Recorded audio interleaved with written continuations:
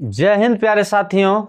आइए आज हम लोग 10वीं कक्षा के गणित का पहला अध्याय सीखते हैं और पहला अध्याय में आने वाले सभी एल्गोरिथम, प्रमेयिका और प्रमेय को बारीकी से समझते हैं। तो शुरुआत करते हैं पहला एल्गोरिथम से। 10वीं कक्षा का जो शुरुआत है वो एल्गोरिथम से ही होता है।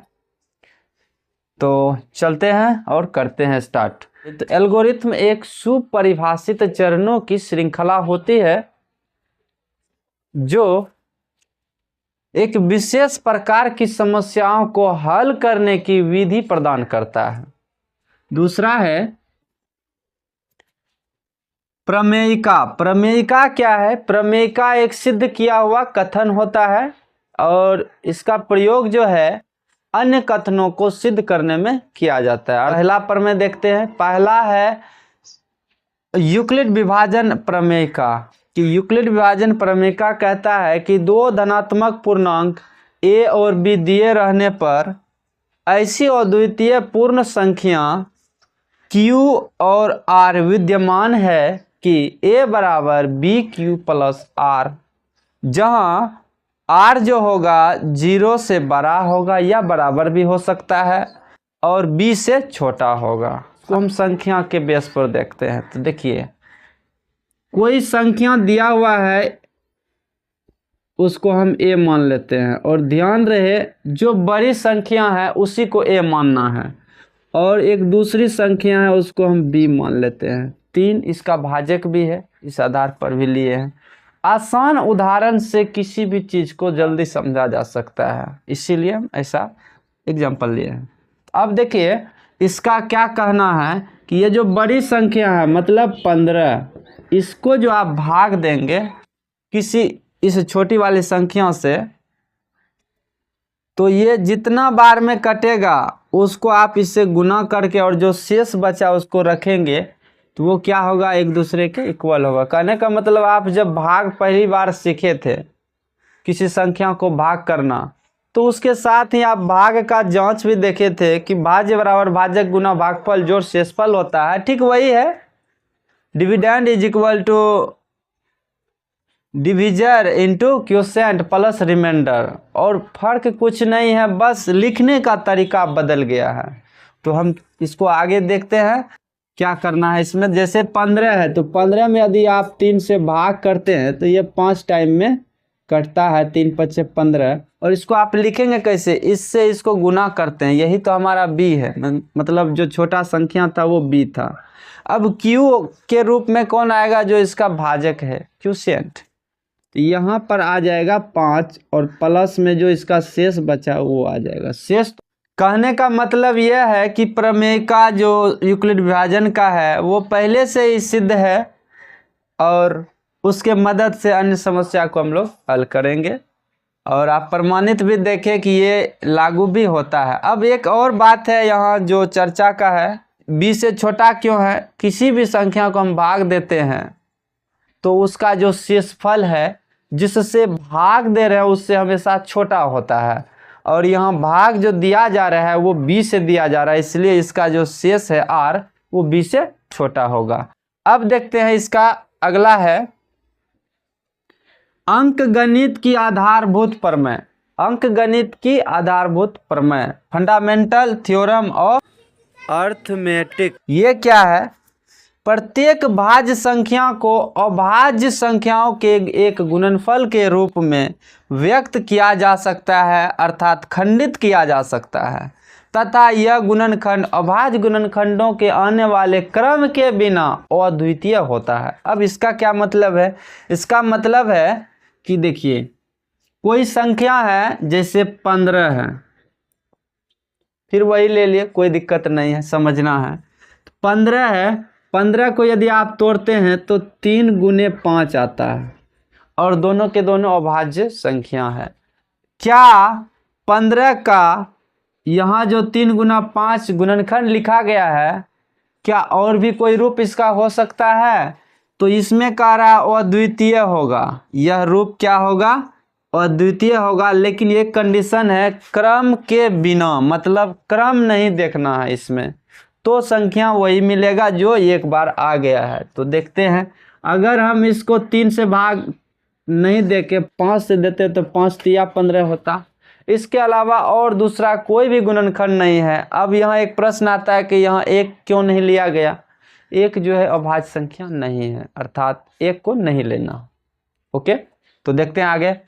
तो इस दोनों गुणनखंड में हम देख रहे हैं कि 3 5 फिर 5 3, क्रम अलग हो सकता है ऐसा ये प्रमेय भी कहता है, जो 2 है, लेकिन संख्या जो है वो अद्वितीय होगा। अद्वितीय मतलब इसके अलावा और दूसरा कोई नहीं होगा। तो चलिए इसको हम समझ चुके हैं, आगे देखते हैं। 1.3 का कहना है कि मान लीजिए p एक अभाज्य संख्या है।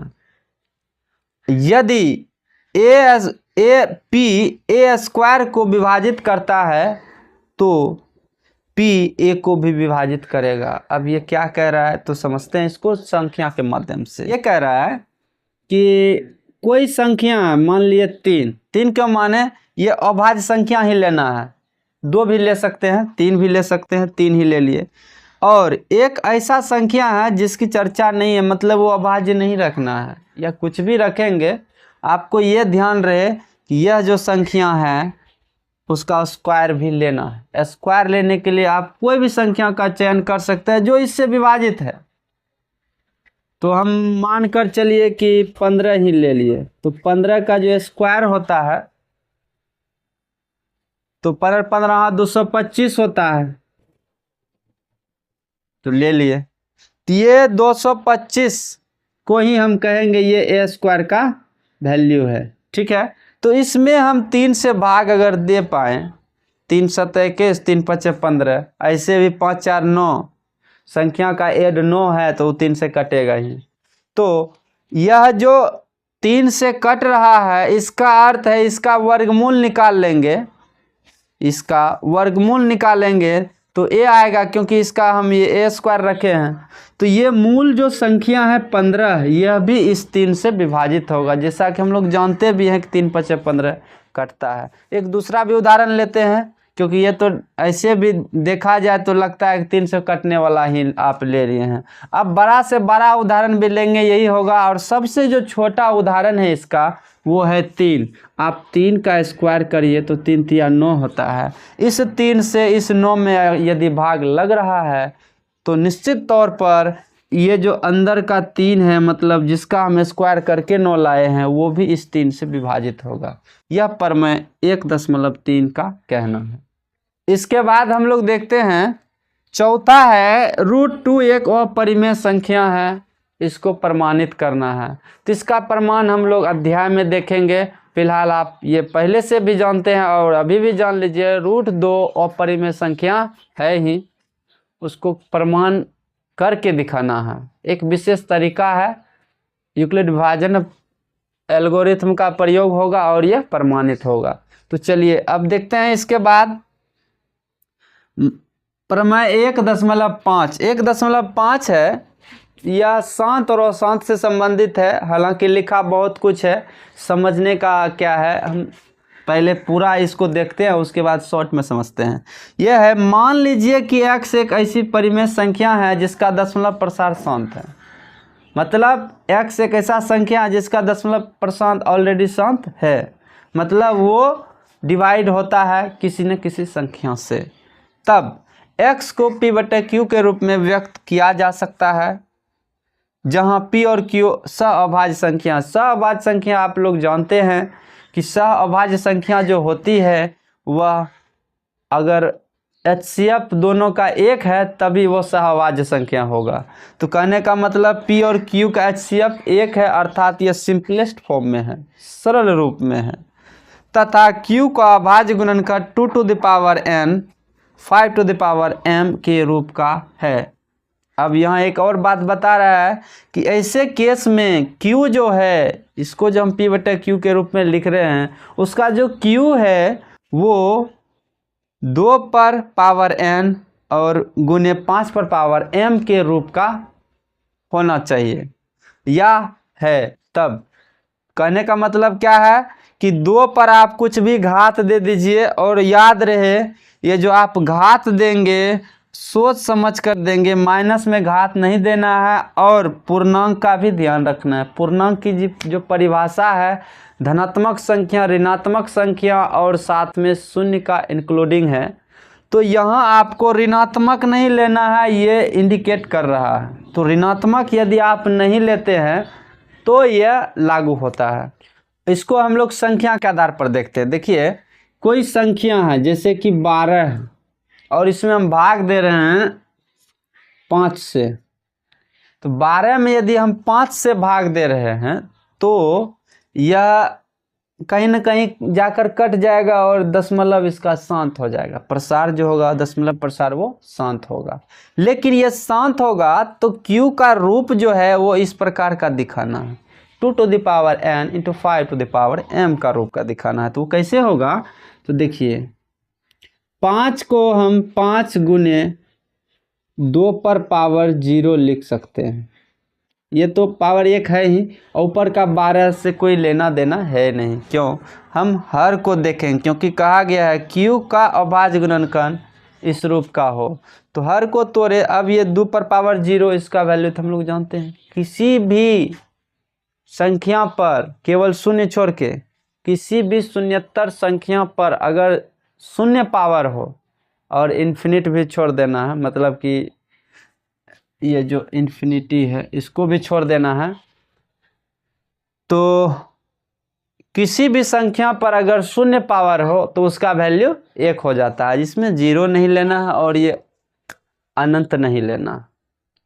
तो इन दोनों में ये लागू नहीं होता है। इसके लिए आप 11th में पढ़ेंगे, विशेष जानकारी है वहाँ। अगर आप इसी तरह ध्यानपूर्वक देखते रहेंगे तो पढ़ने को ज़रूर मिलेगा, साइंस में मिलेगा। तो देखते हैं आगे। तो ये जो इसका रूप होगा ऐसा ही होगा, ये कहा था और ऐसा हम दिखा भी दिए। अब आप कटा कर भी देख सकते हैं कि 5 दूनी 10 बचा 2, 5 चौके 20, मतलब ये जो है शांत है। शांत तो था पहले भी, लेकिन ये दिखाना जरूरी था। अब बढ़ते हैं हम लोग आगे, पहले इसको भाग कर देते हैं। तो 5 दूनी 10 और 5 चौके 20, तो 2.4 हो गया। देखते हैं अब अगला और छठा है, मान लीजिए x p बटा q, जहाँ p और q सहअभाज्य संख्या है। एक परिमेय संख्या ऐसी है कि q 2 to the power n और 5 to the power m के रूप का है, जहाँ n और m ऋणात्मक पूर्णांक है, तब x का दशमलव प्रसार शांत होगा। मतलब ये ऊपर वाले ही लाइन को रिवर्स कर दिया है। मतलब अगर ये शांत है तो इसका रूप ऐसा होगा, और यदि ऐसा है तो इसका रूप ऐसा होगा, ये कह रहा है। तो चलिए इसको हम स्किप करके आगे बढ़ते हैं, क्योंकि इसी का अपोजिट है। दूसरा है और अंतिम है कि मान लीजिए x p बटा q, जहाँ p और q अभाज्य संख्या है। एक परिमेय संख्या इस प्रकार की है कि q का अभाज्य गुणनखंडन 2 to the power n into 5 to the power m के रूप का नहीं है। अगर ऐसा नहीं है तो मतलब इस रूप का नहीं है, तो एक और केस ध्यान में रखना है, एन एम भी इसका पूर्णांक है, ऋणात्मक पूर्णांक होना चाहिए घात के रूप में। इसमें वही जो कंडीशन यहाँ फॉलो कर रहा था वही यहाँ भी है। तो इसके बाद है तब x का जो दशमलव प्रसार होगा अशांत आवर्ती होगा। अशांत आवर्ती मतलब पहली बात तो कटेगा नहीं, दूसरी बात वो रिपीटिंग करेगा। यही हुआ जिसको हम रैकरिंग के रूप में लिखते हैं, बार ब्रैकेट के रूप में लिखते हैं। तो वो इसी की चर्चा है। तो इतना ही इस अध्याय में परिभाषा, कॉन्सेप्ट, या आप इसे जो भी बेसिक कॉन्सेप्ट मान सकते हैं। इसमें एक और छूट रहा है जो यूक्लिड विभाजन एल्गोरिथम छूट रहा है। तो यूक्लिड विभाजन एल्गोरिथम क्या है? तो यूक्लिड विभाजन एल्गोरिथम HCF निकालने की एक टेक्निक है। टेक्निक मीन्स तकनीक है, अर्थात एक विधि है। बस उसकी मदद से हम लोग HCF निकालते हैं। इस वीडियो में आपने जो भी पढ़ा ये आपका बेसिक कॉन्सेप्ट था।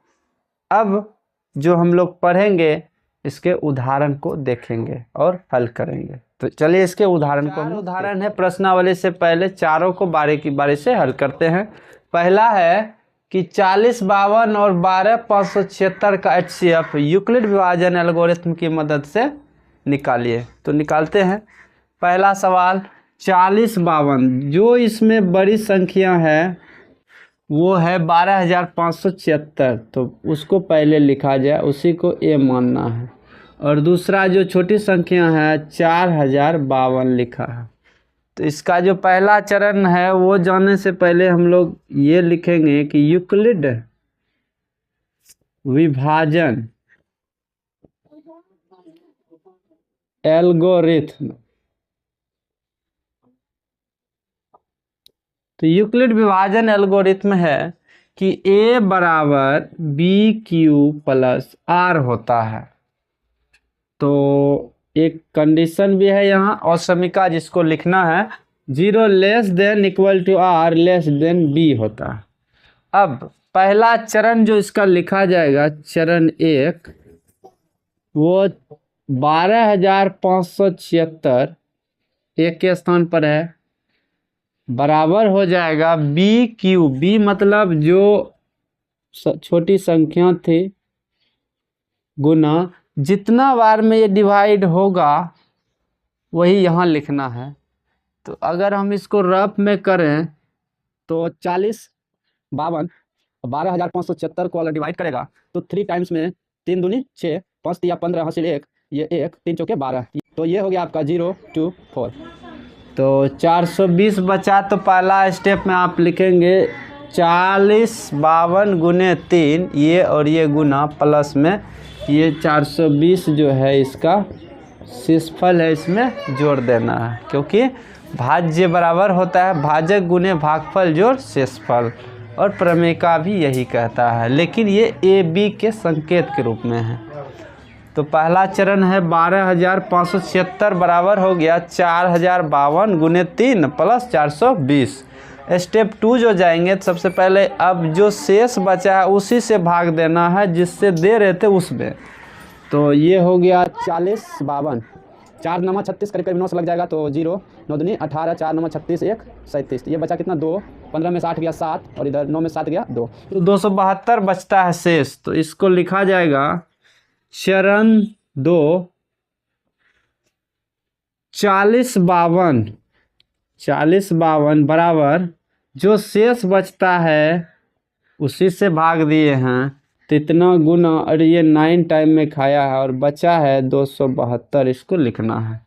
इसके बाद चरण 3 ले आ जाएगा। चरण 3 में ध्यान रखिएगा कि जो शेष बचा है उसी से भाग देते हैं, और किस में देते हैं, जिससे भाग दिए थे। इस बार 420 से भाग दिए थे, 420 पर होने के लिए 272 से इसमें भाग देना होगा, तो 272 गुना, तो कितना बार में, कम से कम एक बार में तो कटेगा, प्लस भाग देकर देख लेते हैं शेष क्या बचता है। 420 में यदि आप भाग देते एक बार में तो 272, ये 8, 11 में 7 गया 4, 148 होता है, तो यहाँ 148 आप लिखेंगे। फिर इसका अगला चरण देखेंगे, चरण 4। तो चरण 4 में 272 जिससे भाग दिया तब उसी में देंगे, तो उसी को लिखना है 272 बराबर जो शेष बचा उसी से भाग देना, तो 148 गुने, एक बार में ही कटेगा देख सकते हैं, और शेष लगभग 12 में से 8 गया 4 और 7 6 तो 2 और इधर 1, 124। तो कहने का मतलब है स्टेप 4 जो है भाग दिए बगैर ही आ गया है, लेकिन आपको हम इधर दिखा देते हैं। 148 272 को डिवाइड करेगा तो एक बार में 148, और ये 12 में 60 गया तो 4, 6 में 4 गया 2, और इधर बचा 1, 124 बचता है। ठीक है, इसके बाद है इसका चरण 5 देखेंगे। चरण 5 में क्या होगा, अब 124 से 148 में देंगे। देखिए बहुत आसान, इसको मौखिक कर लिया जाए तो 148 बराबर होगा 124 गुना 1, और 24 जोड़ देंगे तो 148 हो जाएगा, तो प्लस में 24। अब अगला स्टेप देखते हैं इसका, चरण 6। चरण 6 है, अब 124 में ही भाग देना है, तो 124 बराबर हो जाएगा 24 गुने 24 पंचे 120, 5 प्लस बचा क्या, मात्र 4 बचा, क्योंकि 120 4 124 हो जाता है। इसके बाद इसका अगला चरण देखेंगे, चरण 7वां, कि 24 में भाग देना है 4 से, जो शेष बचता है उसी से भाग देते हैं। तो 4 के 24, 6 बार में ये कटता है और शेष बच गया 0। तो यूक्लिड विभाजन एल्गोरिथम का जो ये प्रोसेस है, जैसे ही शेष 0 आ जाए तो आप HCF आराम से लिख देंगे। अब 0 आया तो HCF किसको लिखना है, तो ध्यान रखना है जिस संख्या से भाग देने पर यह 0 आया है, इसका शेषफल, वही संख्या हमारा HCF हो जाएगा। कहने का मतलब हमारा जो HCF है 4 हो गया। पहला का ये आंसर हो गया। अब देखते हैं इसका दूसरा प्रश्न है, दर्शाइए कि प्रत्येक धनात्मक सम पूर्णांक 2q के रूप का होता है तथा प्रत्येक धनात्मक विषम पूर्णांक 2q प्लस 1 के रूप का होता है, जहां q कोई पूर्णांक है। तो देखिए इसको भी हम लोग उसी तरीके से बनाएंगे। तो इसमें क्या है, सबसे पहले प्रश्न को हम पढ़ेंगे, पढ़ने के बाद ये डिसीजन लेंगे कि A किसको मानना है, B किसको मानना है। तो ये इस तरह का जो भी प्रश्न होगा कि जिस ये 2q के रूप का होता है या 2q प्लस 1 के रूप का होता है, तो इसमें हम जो संख्या यहाँ q के साथ रहेगा या कोई अन्य संख्या भी हो सकता है, तो हम उसी को b मानेंगे। ये हमेशा याद रखना है। ये तो बड़ी संख्या है, वो फॉर्मूला के आधार पर सेट कर लिया जाएगा। तो देखिए करना क्या है, माना कि a कोई धन पूर्णांक है,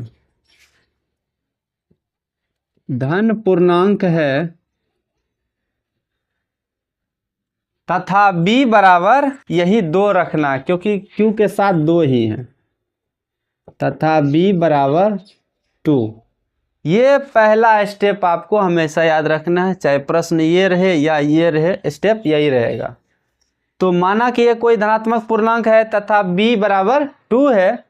अब इसको लिखा जाएगा यूक्लिड विभाजन एल्गोरिथम के मदद से। यूक्लिड विभाजन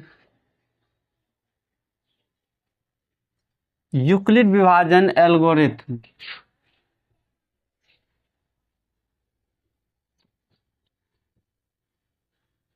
यूक्लिड विभाजन एल्गोरिथम कहता है ये जो a है ये बराबर होता है BQ प्लस R के। ठीक है, ये कह रहा है। इसके साथ एक कंडीशन भी है, उसको आप हमेशा याद रखें कि बड़ी संख्या तो क्लियर है, छोटी संख्या को हम 2 माने हैं, तो यहाँ b के स्थान पर उसको आप 2 बैठा देंगे। a बराबर हो गया 2q प्लस r। अब ये 2q प्लस r जो हुआ, तो हम b के स्थान पर 2 लिए हैं, तो b जहाँ है वहाँ 2 आ जाएगा। इसको आप लिखेंगे 0 less than equal to r less than 2। इसको मान लेना है इक्वेशन फर्स्ट। अब फर्स्ट क्यों मानना है, क्योंकि यहाँ से इसका काम बदल जाएगा। क्या होगा कि यहाँ कह रहा है कि किसी संख्या में हम 2 से भाग दे रहे हैं और शेष जो है 0 तो आ ही सकता है यदि सम संख्या है, अन्यथा और भी जो संख्या आएगा वो 2 से छोटा वाला सब संख्या आ जाएगा।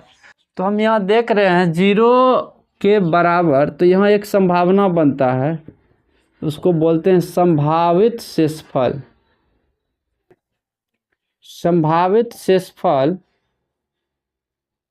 तो इसका जो संभावित शेषफल है 0 हो सकता है। 2 से भाग दे रहे हैं, हो सकता है शेष 0 आ जाए, या हो सकता है शेष 1 भी आ जाए। लेकिन 2 से यदि हम भाग दे रहे हैं, शेष कभी भी 2 नहीं आएगा, क्योंकि जिससे भाग देते हैं उससे हमेशा छोटा संख्या ही उसका शेषफल होता है। तो इस आधार पर ये 0 और 1 ही संभावना में आ रहा है। तो हम यहाँ लिखेंगे जब r बराबर 0 तो अब इसी समीकरण में इसका वैल्यू पुट करते जाएंगे। तो बताइए a बराबर जो है 2q प्लस r के जगह 0 आ जाएगा, जहाँ जहाँ r वहाँ 0 दे देना है। तो इसका बचता क्या है 2q। 2q क्या है ये लिखना है। तो 2 की संगति देखिए सम संख्या से है, मतलब कि q जो है 2 के साथ है, तो 2 तो सम संख्या है, ये हम लोग पहले से जानते हैं। तो 2 सम संख्या है और सम संख्या से कोई भी धनात्मक पूर्णांक हो वो अगर गुना होगा तो वो भी सम हो जाएगा, अर्थात ये सम संख्या। तो सम है, ये क्लियर है। अब दूसरा एक और संभावित शेषफल है, जब r बराबर 1 हो तो 1 रखने पर देखते हैं क्या होता है, तब क्या होता है। तो a बराबर हो जाएगा 2q प्लस 1। अब देखिए ये सम है, हम पहले से जान रहे हैं, लेकिन इसके साथ जो जुड़ रहा है वो विषम है। सम और विषम का जो योग होता है हमेशा हमेशा हमेशा विषम ही होगा। तो ये हो गया विषम। या आप किसी भी सम संख्या में विषम जोड़ कर देखिए, जैसे 2 में 1 जोड़ दिए 3 हो गया, 100 में 1 जोड़ दीजिए 101 होगा, विषम हो गया। कहने का मतलब सम में विषम का योग उसको विषम कर देता है। तो ये 2 ही संभावना था, दोनों बन गया। अब हम यहाँ देखकर एक निष्कर्ष पर पहुँचे हैं कि इसमें कहा गया था प्रत्येक धनात्मक सम पूर्णांक 2q के रूप का होता है। बात तो सही है, जो लिखा है वही है। दूसरी बात 2q प्लस 1 के रूप का जो है प्रत्येक धनात्मक विषम पूर्णांक होता है, ये भी सही है। तो अब हम इसको सहमति देंगे, लिखेंगे अतः प्रत्येक धनात्मक विषम पूर्णांक, धनात्मक पहले सम पूर्णांक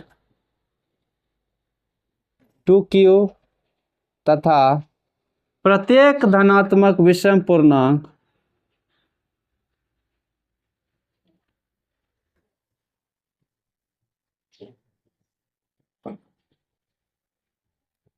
टू क्यू प्लस 1 के रूप का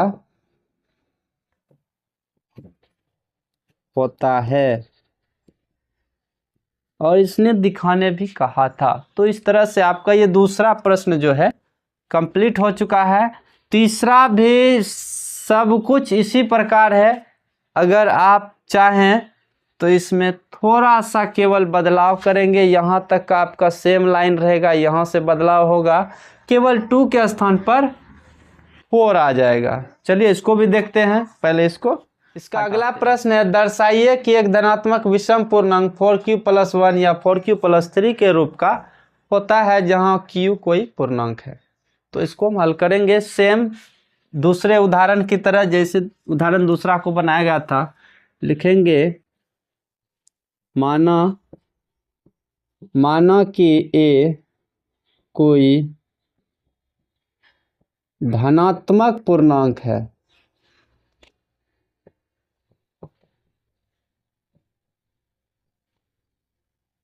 तथा b बराबर 4 रखना है। पहले ही बता दिए हैं कि यह जिस रूप का दिखाने कहेगा वही हमको b मान लेना है, ये नियम है। बाद आएंगे यूक्लिड विभाजन एल्गोरिथम।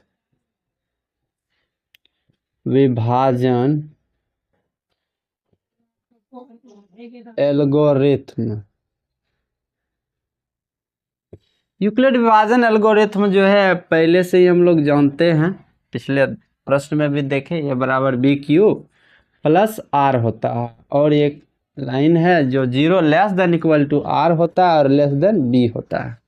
अब देखिए इसमें बी हमें मालूम है तो उसको पहले बैठा देना है। ए बराबर 4q प्लस आर लिख देना है। तो 0 less than equal to r less than 4 हो गया। अब यहाँ से देखिए एक संभावना बनता है, इसको आप इक्वेशन भी मानिए या नहीं मानिए कोई दिक्कत नहीं है, लेकिन यहाँ के बाद एक संभावना बनता है जिसको हम लोगों को ध्यान देना है कि a बराबर इतना है तो ये 0 से बड़ा शेष होगा और 4 से छोटा होगा। तो कहने का मतलब 0 इंक्लूड है और 4 से छोटा जो संख्या वो भी इंक्लूड है।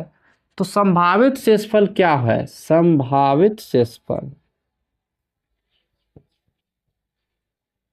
तो इसका संभावित शेषफल 0 है। 1 भी हो सकता है, 2 भी हो सकता है, 3 भी हो सकता है, लेकिन 4 कभी नहीं होगा क्योंकि 4 से ही तो हम लोग भाग दे रहे हैं। तो अब आगे देखते हैं। पहला वैल्यू रखेंगे r बराबर 0। जब r बराबर हम 0 रखते हैं तो क्या होता है? a बराबर 4q प्लस 0, तो ये हो गया 4q। 4q में अगर हम देखें तो ये तो सम संख्या है और सम के साथ जो गुना होगा वो भी सम होगा, जैसा कि उदाहरण 2 में देखें। इसके बाद है जब r बराबर 1 रखा जाएगा तो क्या होगा? तो a बराबर हो जाएगा 4q प्लस 1। तो देखिए ये सम संख्या के साथ गुना है, तो यहाँ तक का जो हिस्सा है वो सम है और ये विषम आके जुट गया है, तो इसका रिजल्ट विषम हो जाएगा। तो इसके बाद फिर देखेंगे जब r बराबर 2 रखा जाए, 2 रखने पर क्या होगा? तो a बराबर हो जाएगा 4q प्लस 2। तो ये देखिए जोड़ा ऑलरेडी है और आके जो जुटा है वो भी जोड़ा है, तो ये हो गया सम। इसके बाद एक और वैल्यू है जिसे रखना है। जब r बराबर 3 तब क्या होगा? तो a बराबर हो जाएगा 4q प्लस 3। देखिए ये जोड़ा है, ये जोड़ा नहीं है, मतलब ये सम और ये विषम। ऑड कभी भी इवेंट में जुटेगा तो वो ऑड वैल्यू देगा। कहने का मतलब ये भी विषम आराम से लिख सकते हैं। तब इस पूरे एल्गोरिथम को आप देखकर एक निष्कर्ष पर पहुंचेंगे कि कुछ जगह सम आया है और कुछ जगह विषम आया है। तो हमारा जो प्रश्न था उसमें ये कहा गया था कि आपको दिखाना है कि विषम पूर्णांक इस रूप का है, तो हम केवल इसी दोनों को चेक करेंगे, क्या ये ऐसा रूप वाला विषम है या ऐसा रूप वाला। तो हम यहाँ देख रहे हैं 4q प्लस 1 ऑलरेडी विषम लिखा हुआ है, 4q प्लस 3 भी विषम लिखा हुआ है। एक धनात्मक विषम पूर्णांक, अतः एक धनात्मक विषम पूर्णांक 4q प्लस 1 या 4q प्लस 3 के रूप का होता है।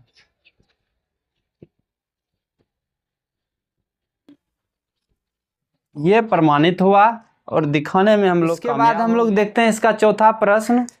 चौथा प्रश्न बिल्कुल आसान है कि एक मिठाई विक्रेता के पास 420 काजू की बर्फियां और 130 बादाम की बर्फियां, वो इसकी ऐसी ढेरी बनाना चाहता है कि प्रत्येक ढेरी में बर्फियों की संख्या समान रहे तथा ये ढेरियां बर्फी की परत में न्यूनतम स्थान किया रहे, तो प्रत्येक ढेरी में कितनी बर्फियां रखी जा सकती है। तो ये देखिए बिल्कुल आसान सा प्रश्न है, देखने में बड़ा है और ये पूछा है, लास्ट लाइन ही इसका निचोड़ है कि प्रत्येक ढेरी में कितनी बर्फियां रखी जा सकती है, मतलब बर्फियों की संख्या समान हो और कितनी रखी जा सकती है का मतलब हुआ नीचे से आप सोचिए कि अधिक से अधिक बराबर का जो संख्या देता है, अधिक से अधिक वो 900 ही देता है और कम से कम अगर पूछे तो वो 900 देता है। तो कहने का मतलब ये HCF निकलेगा। तो HCF के लिए सबसे बड़ी संख्या को आप A मानिए 420, B मानिए जो छोटी संख्या है। इसके बाद यूक्लिड विभाजन एल्गोरिथम लगाएंगे। यूक्लिड विभाजन एल्गोरिथम, तो यूक्लिड विभाजन एल्गोरिथम से है कि A बराबर BQ प्लस R, और जो ये R है less than equal to 0 less than equal to R है और ये B से छोटा है, R लेस देन B। तो इसको आप 420, ये चरण 1 हो गया, 420 बराबर हो गया 130 गुना 13 या 39, 3 बार में प्लस और 30 और जुटेगा तब जाकर ये इतना होगा। तो कहने का मतलब 30 प्लस में रह जाएगा। जब आप इससे इसको भाग करेंगे 3 बार में कटेगा और शेष 30 बचेगा। इसके बाद चरण 2 जाएंगे तो 130 बराबर हो जाएगा, 30 से भाग देंगे, 3 चौक 12 120, तो 30 गुने 4 प्लस 10 क्योंकि 30 था। इसके बाद अगला चरण जो है इसका चरण 3 हम देखेंगे कि 30 में भाग देना है 10 से, तो 10 गुने 3, 3 बार में कट जाएगा और बचेगा क्या, कुछ भी नहीं बचेगा, अर्थात इसका जो HCF है वो 10 होगा। अतः अधिकतम बर्फियों की संख्या जो है वो 10 होगा। तो इस तरह से आपका ये जो पहला वीडियो था परिचय इसका, उसके बाद इसका जो बेसिक कॉन्सेप्ट था सब कुछ कंप्लीट हो चुका है, उदाहरण भी हो ही चुका है। अब अगले वीडियो में हम लोग प्रश्नावली 1.1 का कुल प्रश्न हल करेंगे। मिलते हैं अगले वीडियो में, तब तक के लिए धन्यवाद।